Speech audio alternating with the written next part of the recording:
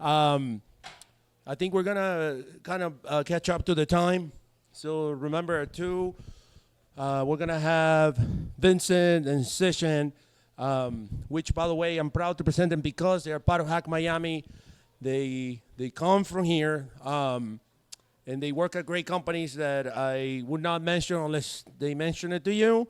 But there's definitely an incredible journey, and for me, it's such a great experience because they come into the hacker space, and you see them. It's like their faces change, like their life changes as they grow personally in their careers, and eventually they end up at Fang or Mang now, right? So, without further ado, I'll let them introduce themselves. Let's give it up for them, please.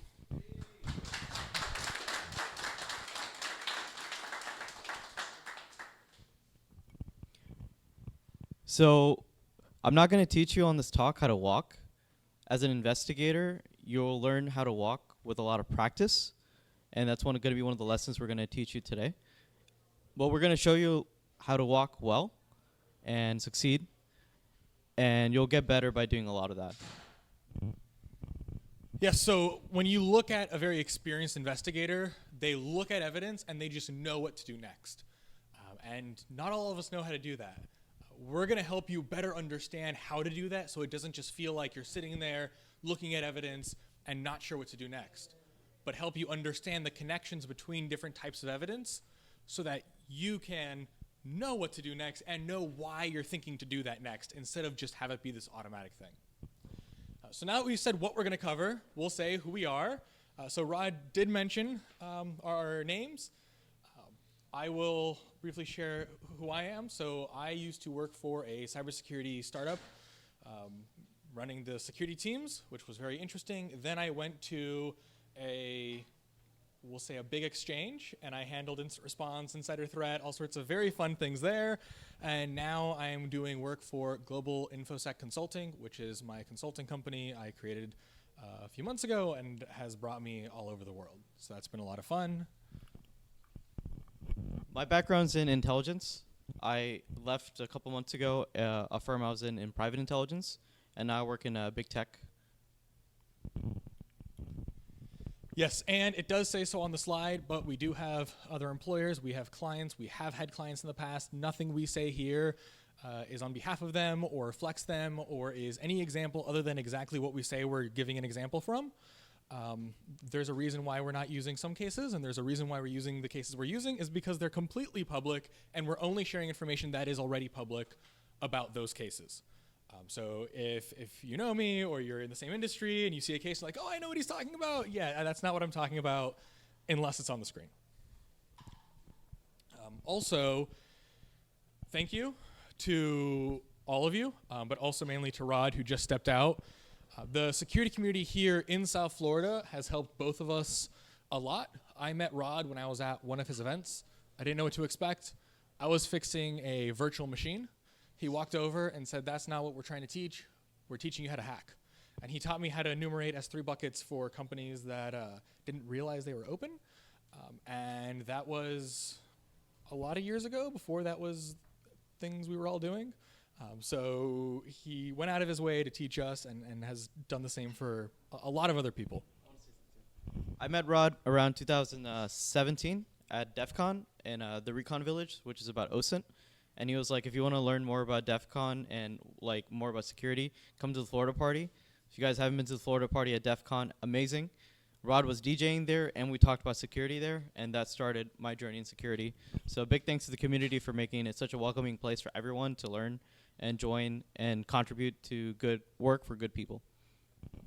And that's why we're here right now, because this talk is for you experienced people to level up, but it's also if you're brand new, hopefully it gives you a head start in learning how to do investigations. And so this is good for any audience, but we wanted to make sure we were giving a talk that was useful for people like us before we knew how to do any of these very cool things. With that, I am going to talk about the investigative mindset.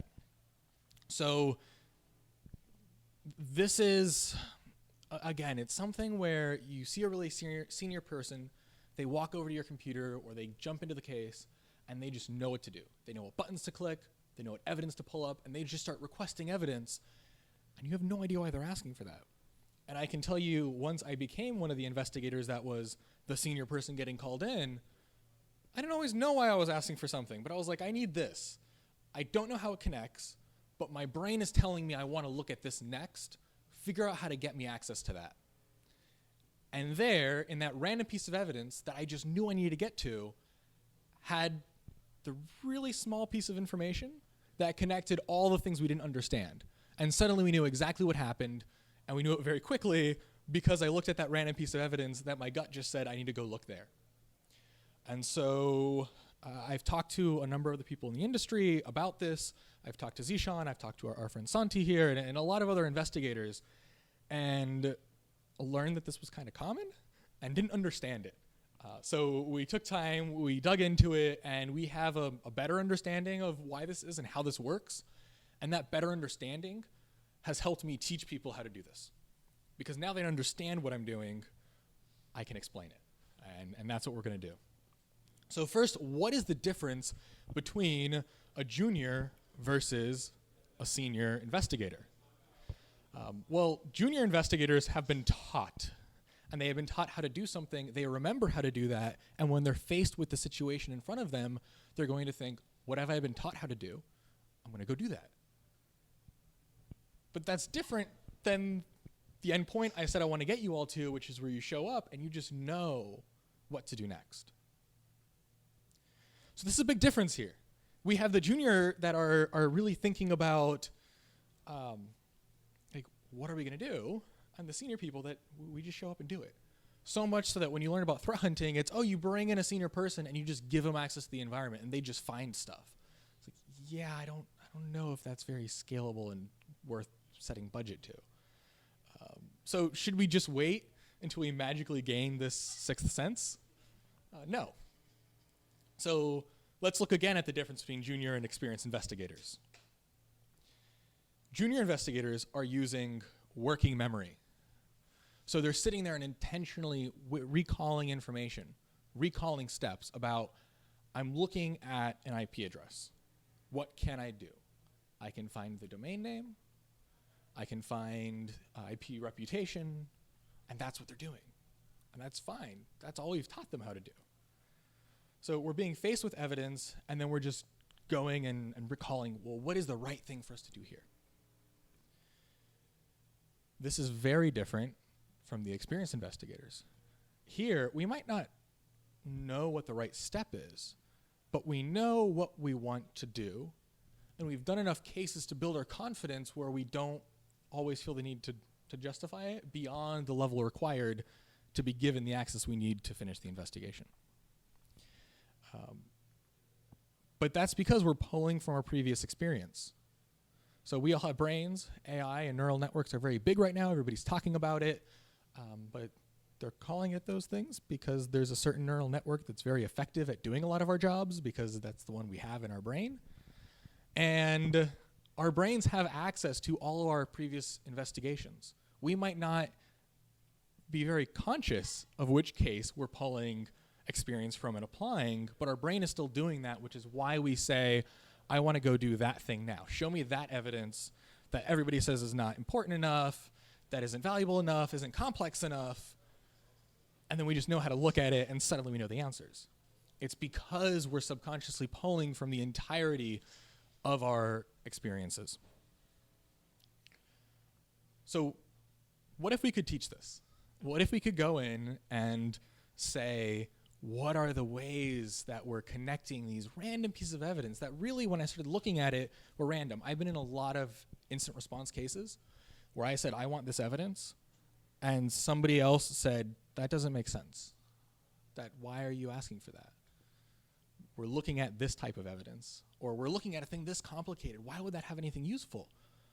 I was like, I just know I need that. I just know the answer is going to be in there, or a clue is going to be in there. And so we've sat down and we're going to look at an example of something very simple. Seems like we know exactly what we're looking at, but maybe there's more. So let's look at an IDS alert, a very simple IDS alert. what do we have here? We know it's an IDS alert because it says that. We have a detection name, a timestamp, source, IP port, destination IP port. Not really a lot here. But there's everything here. Because from here, we can learn about a lot. We can learn why this detection triggered if we name our detections properly, which gives us context to why we're looking at traffic beyond just something malicious happened. We also know the timestamp, so we can see when this happened, which we can connect to the rest of our evidence, the rest of our network. Maybe there was a big announcement then at that time. And so, yeah, it makes sense that we're having throughput issues because we just announced a brand new sale and everybody's rushing to our site to go buy that thing. So a timestamp is still useful. Same with source IP port. And yes, we can go look at the reputation, but there's a little bit more than that. We also have the port number. And if you know networking, you know when you see a port number that's a pretty big number and you see a little number here, that's the server. And so if it's reversed and it says that this is the source, well, for that flow, not for the entire conversation. So there's a lot more here that we can look at, that we can see beyond just the top. And these are things that can be taught to and are taught to more junior investigators to connect these different types of evidence. But we learn that these are the things we can pivot to. These are the things we can use to enrich our understanding of what we're looking at, and that's just not the truth. I've had plenty of cases where I do something that somebody says, nah, you can't do that. That's an intel thing. It's like, so? I'm an investigator. I'm going to solve the case. I don't care if I don't have the right title for that. So what is it that turns it to this sixth sense? There are other connections across data sets that we can use.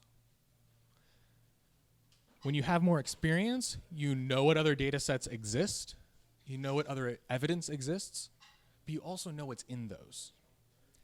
And when you get even more experienced and even more senior, you start to understand how to connect them. Maybe at first without being so intentional about it, but I think more of us should be intentional about when we do something we don't totally understand, how do we know that? Take a few steps back and really look at why, and so we can do it in a more intentional way. So I'm going to do a different example, an example that maybe not everybody's been taught in a SOC. This example is something we see a lot, and it's a CISA bulletin, not CISA, as I now know, CISA. It says, beware of bank-related scams, released March 15th. What is something some of you might do in a company if you get this and you're told action it? Any ideas? Your CISO just called you and said, we have this bulletin from CISA. We need to do something so we can tell the executive team we have done something. What is it you're going to go do? Hopefully we are going to read it first, yes. That's actually not something everybody does before trying to action. Yeah. Mm-hmm. Yeah, how so? Anybody? Yeah, reach out to our employees and let them know basically what we just got. Maybe we rephrase it, we put a fancy security logo on it before we email it out to the entire enterprise. Yeah. Yeah, sometimes we get more specific stuff that we can action in technical ways. And so you see this and you're like, all right, this is something we're going to go, we get this information, we send it out to the employees, we've actioned it. But we haven't done that much. We've just forwarded this over. We're a technical security team. We have investigators. We spend maybe hundreds of dollars a month, maybe thousands, maybe millions of dollars a year on telemetry. Let's go use that. So what do we see? We see FDIC is listed. Well, that is something we can search for in our email inboxes. What are the references to FDIC? But there's going to be a lot of news articles there as well, so let's look for a little bit more. Hey, we got bank account numbers, credit card numbers, social security numbers. But this is still something we're going to see referenced constantly in our emails because it's literally in the news on every single major channel. But if we go up here, we have emails with bank-related subject lines. So now we're even more specific. And if we look at emails with bank-related subject lines, and we can create that list, enumerate through examples. We look for any references to something in this category with a bank-related subject, and then we create an exception in our list, our query, for the well-known news sites. We're still going to get some noise, but we might go from thousands of emails after, I'm going to need to plug that in. Thousands of emails with a lot of different subjects to maybe 100 emails on a day that we get 10,000 plus emails a day. That's good hunting.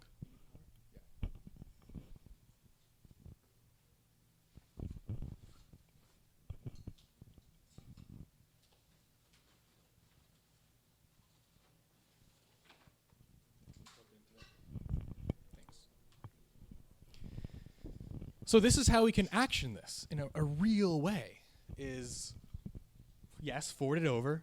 Don't skip that step. I don't think, oh, we shouldn't tell our employees because we're impenetrable. We invest in security. But also go a little bit further and do some real hunting.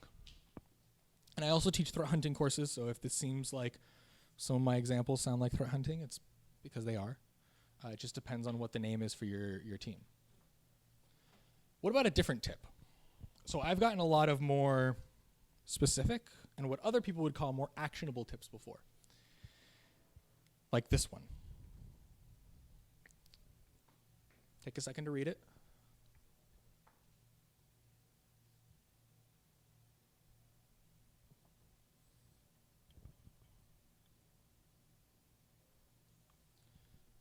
Who's seen these before?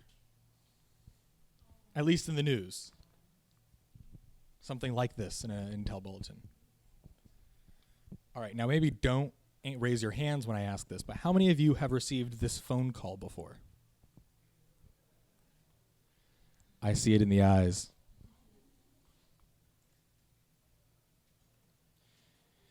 So this is a very common way to get an Intel report structured. If it's like not a full report, but a bulletin, a tip. This part down here is the legend. So we have this as the pretext or the legend, the story that our adversary is going to tell to try to do what they're going to try to do. And here we have something kind of useful, party department. So we already know where to start our hunting. We can start it within our party department because we're such a new big tech company that we have a party department. But what else? There's the Party Innovation Institute. Do they exist? This is a question I once asked in a case, and because it was a big, important case, I didn't spend enough time answering that question. So it was kind of just like, does this group exist? I don't know. Turns out the answer was no.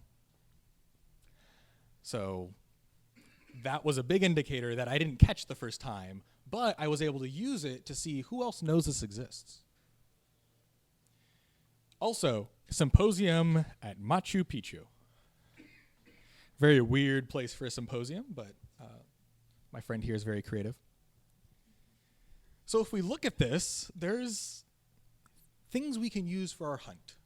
Actionable, useful information beyond just calling the threat hunters. But there's more. There's actor X. And I put X to not use a specific example, but if somebody says this specific adversary is going to do this, and it's an adversary you know has been targeting your organization, you may have already invested in intelligence, in some specific tooling to help you look at their specific tooling. We know things about them already. So we can combine what we know about how they operate with the legend we now have access to through whatever method we got it, and we can do a really good hunt. This is how I do cases. I think it's a lot of fun, but also the first few times I did it, I kind of just did it. I just was like, okay, yes, thank you. No, I'm not answering any more questions. You're welcome to give me more information. Have a nice day. And then I went in and I pulled it up and I was like, oh, there it is. Yep, handled it already. Like, but I can connect it to that case now. It's through this type of hunting. By looking at this and seeing what are the things that I can pivot off of, the data points that I can go into another tool and expand on that. And I can get to a list of usernames from something as simple as this. But we also have it's through the message on the Advanced Party Research Forum. Maybe a lot of people go on that forum. And maybe I don't have logs of there. So if it's not coming through email, how can I search for messages referencing the symposium, messaging the Party Institute? What can I do? Well, I'll give you a different example. Who's used this website before? LinkedIn. Let's say that Zeshan is a not-so-friendly person, and he's targeting my employees. Maybe we've hired him as the intel firm to target our employees. If we look here, and it's a little small, so I'll blow it up. That is the short version of his username. So if I pull up his page on LinkedIn, hopefully using a persona myself for operational security reasons, I can see what that is and go search who else has viewed this profile. There's other features like in LinkedIn messaging where I can see certain things through the web logs. And here he searched, this user searched for Zeshan Aziz, %20 is space if you don't know that. And so I can now use the legend as my query, and I can just query for the legend through methods like this. But to do this, I have to understand what type of artifacts are on the endpoints and the network when somebody looks something up.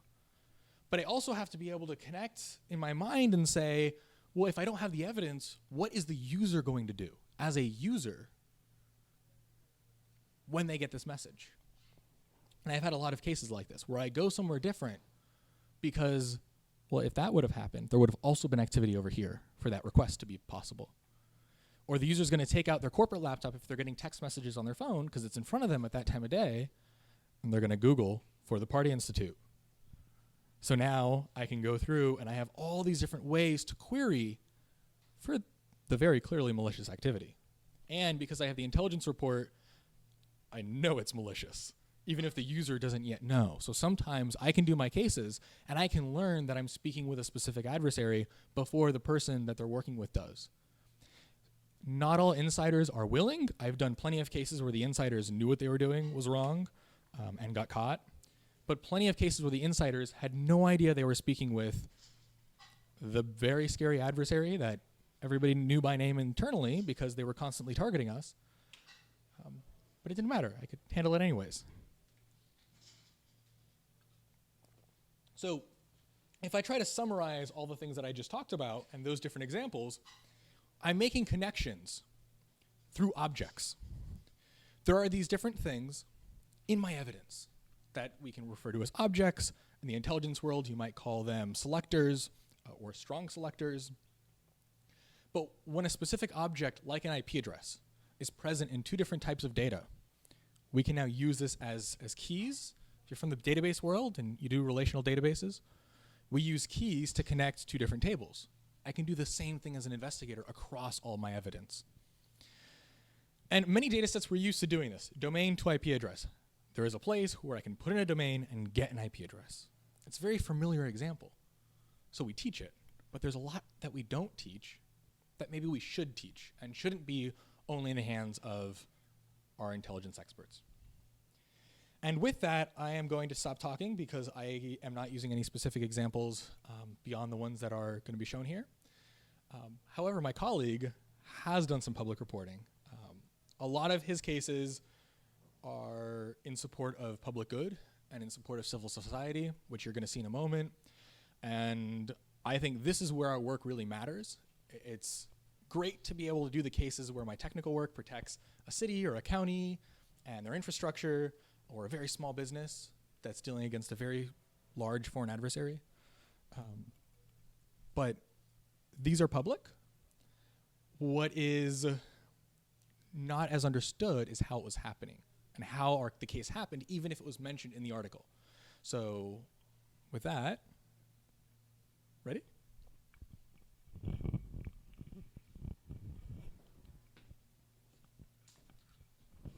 So this is a case that I got rough attribution in about an hour. I had a small write-up for in about 2 hours, and I had a full intelligence report for in about 16 hours or a weekend. And I delivered it, and all of this was summarized in one paragraph. And it has to do with some people getting hacked and having evidence planted on their computers, and then us investigating and attributing who hacked them. So this came out in Wired magazine last June, and I'll give you a second to read it. It had to do with an Indian law enforcement threat actor, APT group, that was hacking a group called BK16, which were pro-democracy activists, and they had a bunch of evidence planted on their computer. And I pulled the thread on attributing who specifically did this hack. Even though this is what was in Wired magazine, I want to show you guys today how you can also do the same attribution chain that I did. So we had I was working with some other researchers, and they gave me an email address to attribute. For security reasons, we're not going to share the real email, but we're using redacted@email.com. Part of the process to attribute this email was we queried this in breach data. And what does breach data tell us? It tells us if a person has used an email and it was then in a website or database that was exposed online by accident or by hackers. And when we query a breach database as an analyst, we're going to be able to find a couple data points. And contextual data points, like, is this email real? Does it have a minimum age? Are there other data points connected to the email, like a name or phone number? And for the email that we're using, we did get all of the aboves. So when you are investigating one object like the email, and you find another object like a phone number, you can pivot off of that phone number for additional evidence and context. So we're able to find more information about this actor by looking up their phone number. And by looking up their name, we're able to find their specific position and authority in the police force in India. And one of the specific breach data that the phone number was in was IM Jobs, and the email and phone number was also in Truecaller, and it's been a great database for investigating any threat actors in South Asia. So we learned a couple things with this case using this example. We learned how to attribute an email address. We learned how to attribute a phone number.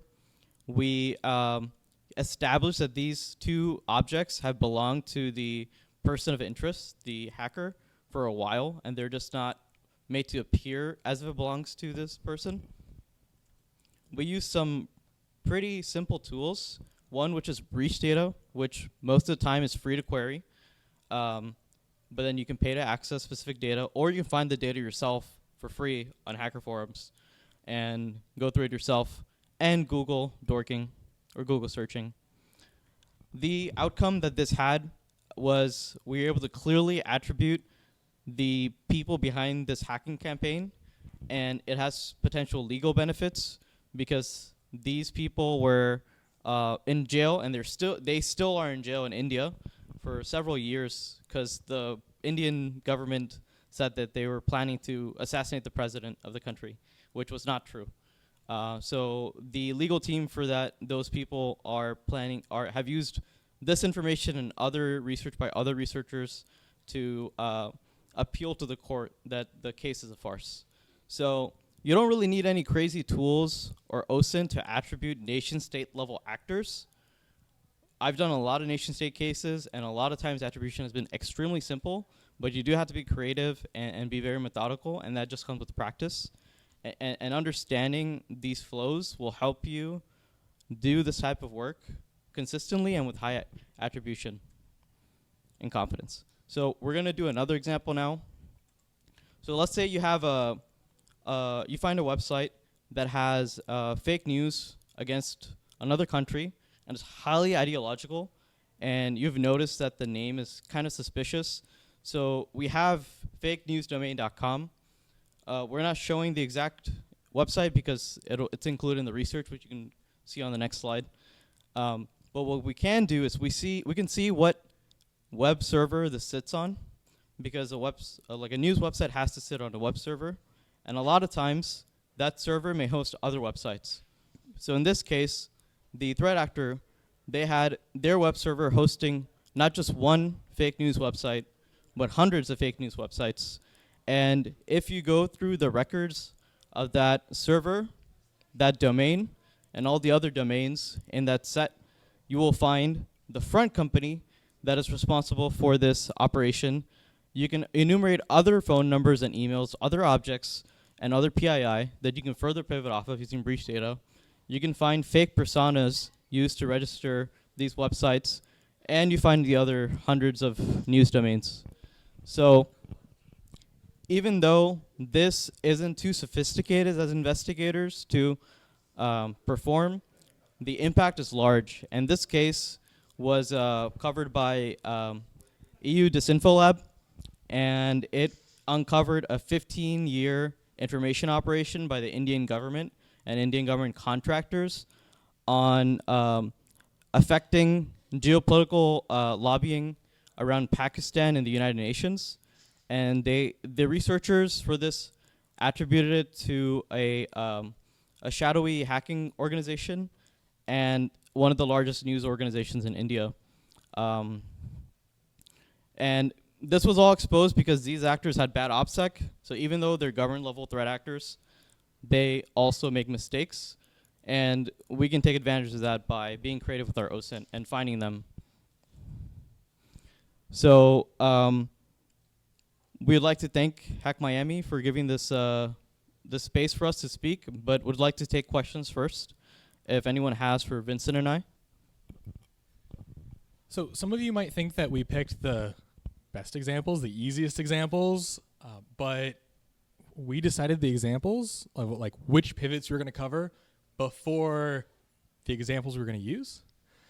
We have used these same exact pivots many, many times in lots of big cases. So while some of them are huge OPSEC fails, like don't use the same email server for multiple different things that aren't supposed to be connected, it happens. And so very effective. We're doing this constantly. But the thing in common with all of these is there was some object, some selector that was present in two different places. And we were able to use that to connect the evidence and map it across what is sometimes disparate data sources, disparate evidence sources. Through these keys, we can connect it all. And that's how we've done the attribution. That's how these examples worked. And that's how tens or are we up to hundreds now of cases we've done? Hundreds. Yeah, a lot of cases that we've used, plenty of pivots, but even just these pivots, because they're so common. And like maybe they shouldn't be, but I'm not going to complain if my threat actors mess up. So definitely we want to take time for questions. We've left the time, but we think this work matters. Hopefully you saw those examples and you think, oh yeah, that matters. Anyone?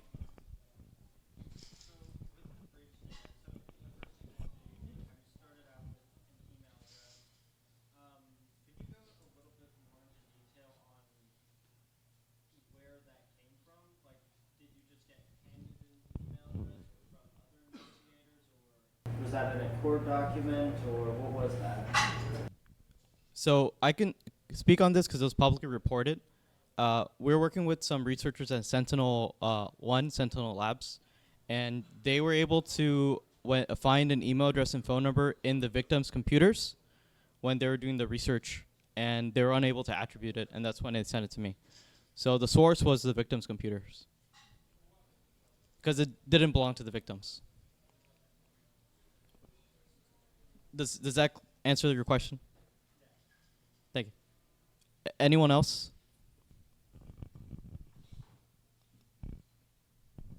We're getting a lot of inquiries about smishing to the C-suite, and they're like, where do we start, where do we go? And there's a lot of folks in IR that some will touch it, especially as a big company, because of the FCC rules, and how it touches telephone. There's some folks that will, so there's some big companies are like, we're not touching that IR response because it's touching SMS and it's touching a BYOD advice compared to a corporate device. So Yeah, there's a lot of evidence sources that I've known the evidence would be there if only I could query it. But querying it because of the places I've been, would have required many different jurisdictions to bring on very specialized lawyers that charge not just hundreds of dollars per hour, but more for each member of their very large team. And the cost of me just trying to get approvals would have been more than like me going some other route. So what I do there, and the LinkedIn example we gave, is I don't have access to that individual's phone, but if they're getting some legend, some pretext sent to them, think about the behaviors they're going to take. If it's during work hours and they're sitting at a keyboard, they're probably going to Google on that keyboard unless they already know it's malicious and that they're doing something against the company. So unless it's an intentional insider, I usually can find some indicators on that corporate device. It's a matter of looking at the legend, looking at any asks that the adversary has for our individuals, our employees, and then pivoting off of those. And that's really why we're covering this, because that answer isn't trivial, but that answer becomes trivial once you know the process of thinking through what are all the objects I have and what are all the places those objects exist. Well, we now have a narrative, we now have a legend, and if we know how to query a legend, which like I've never heard anybody say before I put it into the talk, but everybody does it, or lots of people do it. So we didn't create any of these methods. We're just hopefully communicating them in a way that's a little bit easier to understand. Yeah, if it's a corporate device, again, it depends. I've had employees in countries where it doesn't matter that it's a corporate device. They basically own it. So I'm probably going to try what I just said first. And then depending on what is legal for me to do in that specific jurisdiction, if there's some way for me to do scoping to know which devices matter. So I might say, well, if I know it's the party department, well, there's 100 employees in the party department. Get me 5 triage packages from those devices if that is something that's legal for us to get. And this level of concern is enough for us to justify it for that specific jurisdiction. So there's definitely, we partner with a lot of people. I work with a ton of lawyers, but it's just so that I can understand how creative can I get, but also still respect the privacy of the employees. And then once I finish that type of hunt, we make sure we remove the data we collected from everywhere that we put it, unless it was absolutely necessary for us to document why we gathered that evidence. So I'm keeping the minimum amount of data possible, and only my threat hunting or IR team is going to have access to it, along with the privacy team that's watching over us to protect that person's privacy. Because even if it's somebody senior and they're doing something that maybe they shouldn't be doing, unless we have to report it, or even if we do, we're only going to report it through the methods required and delete everything else, because people have personal lives, they mix personal with work devices, and we don't want our hunts to become something different, because then we can't keep doing them. So even if it's a corporate device, I'm gonna try the less invasive method first to do the hunt, and then I'll take steps that go further into the privacy concerns, but I'll put up more and more safeguards as I go to protect the subject I'm investigating and the investigative team ourselves. There's a question over there in the break. Sure. Can you share an example, if you have any, of a threat actor that took operational security measures that has stumped you in your research? There are... So I can very generally answer that, and then I'll let you do it. One, I'm not going to say a specific example, but I will say generally there are times when I can't do attribution, but I also can't find the initial intrusion vector. Be a little more creative. Sometimes the thing that's like, oh, that can't be, that's too unlikely, is exactly what happened. So all the teams that I've been on, I've encouraged this, and any team I've led, I've insisted on, like, share your wildest ideas. And I've caught a lot of vendor compromises that way, where I was able to say, like, I'm stumped, I'm stuck, but then I keep going, and I'm able to say, well, it's not very likely, but the most likely, like 5% chance, is that this huge company over here got compromised years ago. But somebody would have caught it by now. And it turns out that they hadn't, and because of that potential, we took extra precautions in one of the clients that I've had in some point during my career. Now, the one example I'm giving right now is public, but I don't want to share it anyways. And so, yeah, I caught a vendor compromise because the team just kept getting creative. And even though it seemed outlandish, it was the most likely thing. And so we moved forward with that anyways, as if it both was and was not compromised.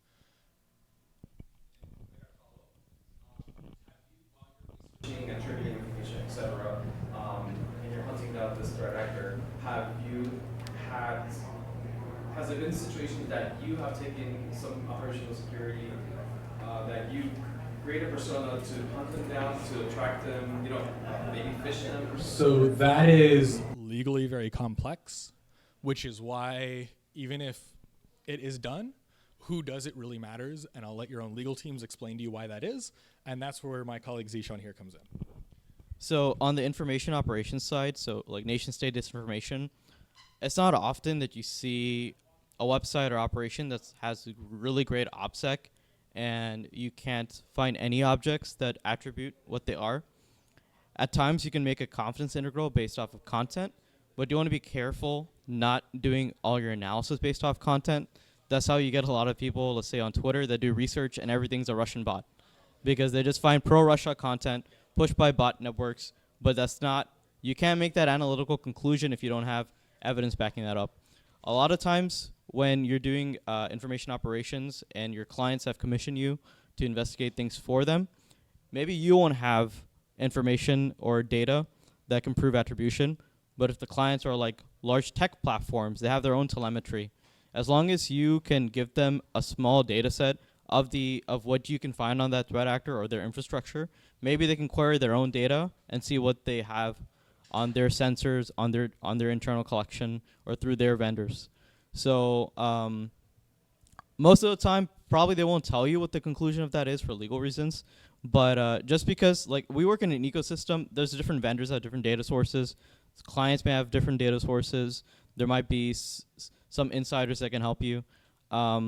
Attribution can be challenging, and I have had some cases where I wasn't able to attribute, but because of the content or because of the way that the activity was done in a way that violates certain companies' platform rules or it's just very malicious, we'll note it down anyways, and it's up to the customer to decide if they want to act on it or not, or if they also expend all the resources and they can't attribute it.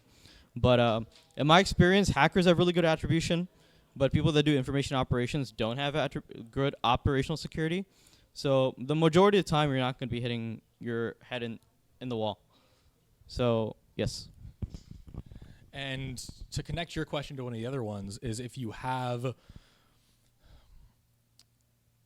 again, there's other data sources. So if I might not go and actively send them things, but if I now know which users were interacting with them previously, I might be able to go look at, well, they shared this link or this file that has some type of tracking. There are times when unintentionally certain signals will be exchanged. In DFIR, we have Lockhart's principle. We go into a crime scene, we're going to take something and leave something behind.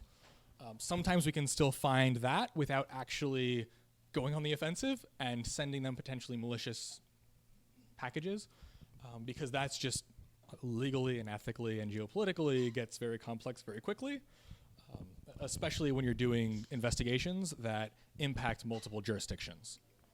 So yes, attackers sometimes give us cases that we can't attribute right away, but attribution doesn't have to be binary. Sometimes it's okay to attribute a certain cluster of activity and say it looks separate from a different cluster of activity. And just because we can't put the country name on that cluster doesn't mean having it clustered isn't valuable. Eventually, some new piece of information will come that lets us connect it to an individual, an organization, or something else. But that doesn't mean it's useless until then. I think we're supposed to have a little more time for questions. First, are there more questions? Yeah. No? We save time, so like we can go through a lot of Q&A and help you guys up your skills. Yeah. So don't be shy if you have questions. Open source intelligence tooling that you guys use other than like top listed? Yes. So we didn't, as far as I recall, Vince, correct me, we didn't list any specific vendor tools because we wanted to be like vendor agnostic, because there's a lot of different vendors, for example, that sell breach data at different prices, and they had different variety of breach data. I, for the case that I worked on on the Wired magazine article, I used Intelligence X. I'm not sponsored by them or anything, but they have a free product where you can see if an object or selector is in a collection, even if they won't give you like the hash password or the plain text password without you paying. You can establish some age. Have I been pwned will show you if an email is old. If it's been in breaches, it means it has age, but they won't send you the password hash. But like Intel X will show you the password hash if you pay for it.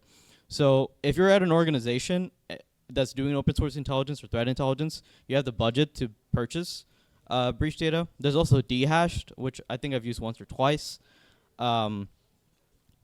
See what works with your organization, what's within budget. As an independent researcher, you're typically just going to rely on can I establish it's been in a breach and which breach it is.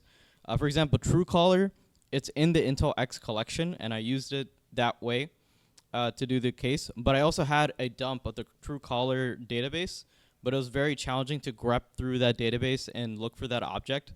So I just preferred to use Intel X because they cleaned up the data and made it very queryable.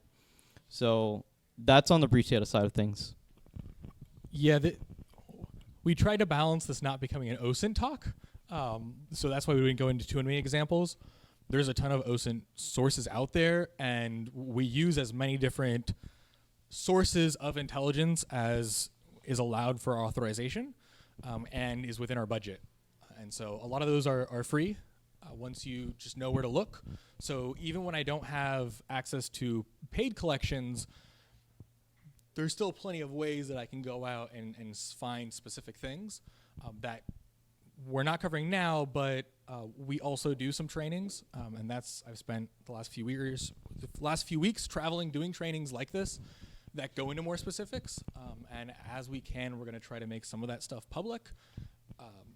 But there's tons of great OSINT training out there. This talk is good for any investigator, whether you're on OSINT, if you're a traditional investigator looking at like physical crime scenes.